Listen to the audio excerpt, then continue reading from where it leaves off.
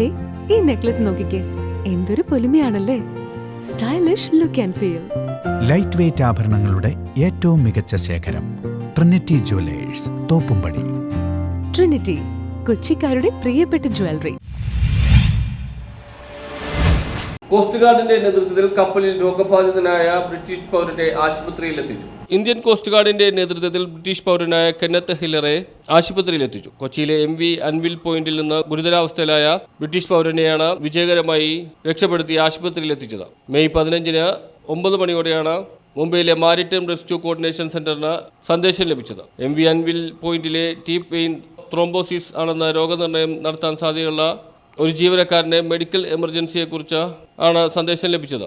ICG കപ്പൽ C410 കൊച്ചിയിൽ നിന്ന് MV അൻവിൽ പോയിന്റുമായി കൂടിക്കാഴ്ച നടത്തുകയും രോഗിയെ കൊച്ചി തുറമുഖത്തേക്ക് കടത്തിവിടുന്നതിനായി C410 കയറ്റി കപ്പലിലെ രോഗിക്ക് പ്രാഥമിക വൈദ്യസഹായം നൽകി കൊച്ചിയിലെത്തിക്കുകയായിരുന്നു. അവിടെ എത്തിയ രോഗിയെ കൂടുതൽ വൈദ്യസഹായത്തിനായി ഉടൻ തന്നെ അടുത്തുള്ള ആശുപത്രിയിലേക്ക് മാറ്റി. News bureau, Kochi.